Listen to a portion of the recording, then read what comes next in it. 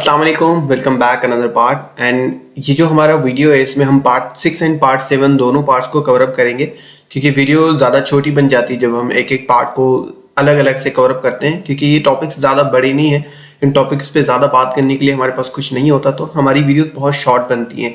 इसलिए part 6 and part 7 को हम एक साथ इस वीडियो में कवर अप करेंगे। ओके, पार्ट 6 हम समझेंगे राइजिंग विंडो के बारे में। अब ये किस तरीके से काम करता है और ये कैसे चलता है इसको हम यहाँ पे समझेंगे। ये जब ट्रेंड हमारा ऊपर की तरफ होता है तो ये हमें काम आता है, और ये जैसे हमें देखने को मिलता है तो ट्रेंड हमारा कंटिन्यू रहता है ऊपर की तरफ। और ये कैसे बनता है इसको हम यहाँ पे समझते हैं। सबसे पहले हमें यहाँ पे एक रेड कैंडल देखने को मिलती है। ये कितनी भी लंबी हो अच्छी बात है, लेकिन ये मारूबुजू की तरह ही एग्जैक्टली मारूबुजू की तरह ना हो तो भी चलेगा, लेकिन आसपास चलेगी, ठीक है। और उसके बाद यहाँ पे गैप अप ओपनिंग होती है, सम टाइम होती है सम टाइम नहीं होती। अगर ये गैप अप ओपनिंग होती है तो हम समझेंगे कि एक प्लस पॉइंट है, वरना इसका एक्यूरेसी लेवल सिर्फ 60% होता है। अगर गैप अप ओपनिंग होती तो इसका एक्यूरेसी लेवल 90% तक बढ़ जाता है। एंड उसके बाद यहाँ पे हमें एक और कैंडल देखने को मिलती है जो कि ग्रीन होती है।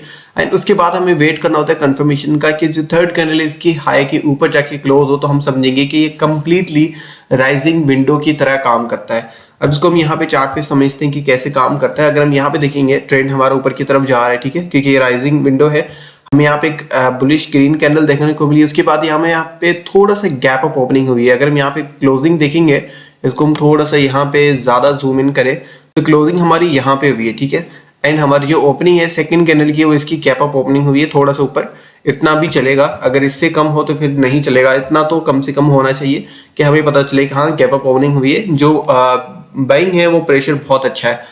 और उसके बाद हमें यहाँ पे ऊपर क्लोजिंग देखने को मिलती है। एंड उसके बाद की जो कैंडल है वो इसकी हाई से ऊपर क्लोज हुई है, तो हमें कंफर्मेशन मिल गई कि मार्केट यहाँ से ऊपर की तरफ ही जाएगा। मतलब जो हमारा ट्रेंड चल रहा था वो कंटिन्यू रहेगा और इसमें हम एंटर हो सकते हैं। अगर आपको यहाँ पे एंट्री लेनी है तो फिर ज्यादा रिस्क है, जिसे हम ऑलरेडी डिस्कस कर चुके हैं।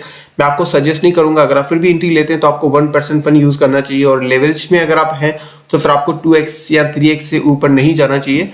ये ज्यादा रिस्की हो सकता है, क्योंकि ऑलरेडी हमारा जो रिस्क रिवार्ड रेशियो है, या अगर आप स्टॉप लॉस यहाँ पे लगाएंगे तो स्टॉप लॉस हिट होने के ज्यादा चांसेस हैं, या अगर आप ये वाला लगाएंगे तो फिर रिस्क रिवार्ड रेशियो हमारा 1:2 नहीं बनेगा, जो कि ऑलरेडी हम कई बार डिस्कस कर चुके हैं। तो ट्रेंड के बीच में हमें ट्रेड नहीं यहाँ पे नहीं ले सकते। ओके, नाउ हम डिस्कस करते हैं पार्ट 7 को। पार्ट 7 में हम यहाँ पे इसका उल्टा समझेंगे।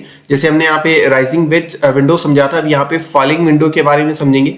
फॉलिंग विंडो किस तरीके से काम करता है इसको हम यहाँ पे समझते हैं। वो इसका बिल्कुल उल्टा है। यहाँ पे क्या होता है कि हमें एक बेयरिश रेड कैंडल देखने को मिलती है, और उसके बाद यहाँ पे गैप डाउन ओपनिंग होती है। एंड इसके बाद हमें यहाँ पे एक और रेड कैंडल देखने को मिलती है जो कि नीचे जाके क्लोज होती है। लेकिन यहाँ पे अपनी वेट करना होता है। ये जो कैंडल है इसके बाद की जो कैंडल बनती है वो ग्रीन नहीं बननी चाहिए, रेड कैंडल बननी चाहिए, जो कि इसका जो लो है इससे नीचे जाके क्लोज हो, तो हमें कंफर्मेशन मिलती है कि मार्केट यहाँ से ज्यादा नीचे जा सकता है, ठीक है। यहाँ पे आपने ट्रेड नहीं लेनी, क्योंकि शॉर्ट करते वक्त ज्यादा रिस्की बनता है, क्योंकि ऑलरेडी हम कई बार डिस्कस कर चुके हैं। यहाँ पे आपने बिल्कुल भी ट्रेड नहीं लेनी। मैं आपको 100% श्योरिटी के साथ कह रहा हूँ कि अगर आपने ट्रेड ली तो आपके ज्यादा चांसेस है कि स्टॉप लॉस हिट हो जाए। अगर आपने स्टॉप लॉस नहीं लगाया तो फिर आप अपना अकाउंट के लिए दुआ मांग दे, क्योंकि आपका अकाउंट वॉश होने वाला है। सो ये चीज आपने यूज करनी है यहाँ पे। एंड आपने अगर लेनी भी है तो स्टॉप लॉस लाजमी यूज करना है। शॉर्ट करते वक्त कभी भी विदाउट स्टॉप लॉस आपने ट्रेड नहीं करनी। ये कोई ज्यादा मुश्किल भी नहीं है। अगर आपने ऑलरेडी ट्रेड ली हुई है तो कंटिन्यूशन के लिए आप इसको यूज कर सकते हैं। थैंक यू सो मच, मिलते हैं नेक्स्ट पार्ट में।